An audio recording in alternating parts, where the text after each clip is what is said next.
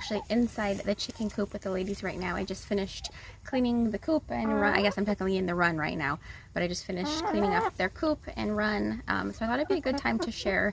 I've been thinking a lot about how long I've had the chickens and how long I've had the raised beds around them. And I thought since I've had them for about 5 months now, and I've had the raised beds around them for shortly less than that, that it might help you to know some of the things that have worked and some of the things that haven't. So I will talk. Basically, the coop itself, we love the coop. It was definitely an investment. We looked at a lot of coops before we purchased this one, and we just decided, you know, I don't plan on not having chickens anytime soon, so I don't want to have to buy a new coop anytime soon. So we went with an Over Ez Coop. They all basically have the same design. They're just different sizes. The one I have is, I believe, the medium, and it's actually supposed to be for up to 10 chickens, and I was skeptical about that, but when you actually see them all sleeping in there, it definitely could fit more than that, especially because I have 2 silkies and they're like a half a chicken size. So we've been really happy with that. It's literally built like a tiny house, so it's made, they advertise made by Amish, so high quality. It's built with like actual 2x4s. It's got a real window in it, so it's really nice for ventilation. It is painted well. The outside has got a metal roof on the top, and very heavily built. So yes, it is an investment, but if you're planning on having chickens for a while and you want them to be really safe, because it has really strong latches, you can even lock the latches. So if you have like a smart raccoon that can turn a knob, which is super possible, that's something that is really nice to have too. Plus, it's really nice that you can actually get in the coop. So if you need to get in there, we put in a chicken door in there, and so I have to actually get in there to put that in. It's really nice to be able to have a door that I can actually go inside and be in there with the chickens if needed, or without the chickens, but they seem to go in there when I go in there. The run itself, we also got at the same time we bought the coop. We bought both of these items from Coastal. I am blanking on the name of the run, but I will add that to this when I find that out. Also an investment. It's basically like a large dog kennel. It's held up really nice already. I was concerned with rusting issues just because, you know, the chickens are super messy and their poo is corrosive, but so far so good. I haven't noticed any rusting issues, and they definitely make a mess. So that's the next thing I want to talk about, is basically the mess that they make and how I kind of help that. I knew 100% they are messy animals as far as they fling all the sawdust around and their dirt and dust and whatever they have, and having a metal sided kennel with holes all around, they're going to get stuff everywhere. So that was part of the reason why I did the raised beds, to kind of help contain that a bit, because I didn't want that all in the yard. I wanted it to look as nice as possible. So we put in the raised beds. You probably saw that video. If not, I will make sure to post that one on YouTube. It was on Instagram previously, and it shows you how we did that. It was very simple with just some little redwood, like miniature looking railroad tie pieces, and some large nails. Very simple, very cost effective too, and so far they've held up great also.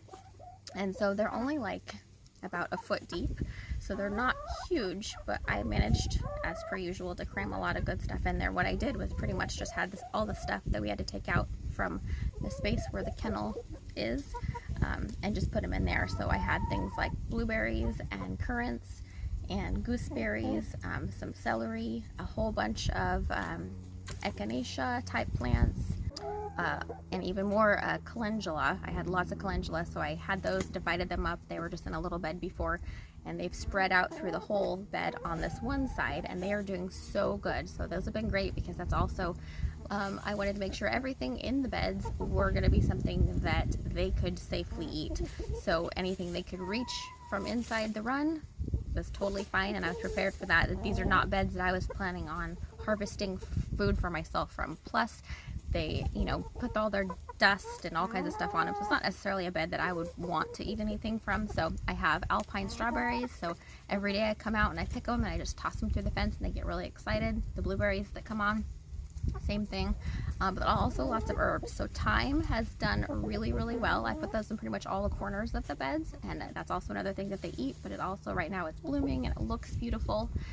You'll definitely get, you know, a little bit of grass popping up, just because this was grass before, so they are really good about whatever grass that they can reach, they get it. If I have some that they can't reach, I just pull it out and stick it right through the kennel, and they eat it all. So I have to say, overall, it's been I was super happy that I did what I did and what I put in it. The only things that I might change, just for the fact of that they do make so much dust, and that does cover pretty much all the leaves. So you have to make sure that you're kind of, you know, either dusting off the leaves a little bit, or I just spray them when I'm watering. Otherwise, they're not going to do great because they're not going to photosynthesize correctly with a lot of dust on their leaves. So what I'm going to do probably for next year, I'm not going to change it now, but I'm going to probably take the 2 blueberry plants that I had over here on the side.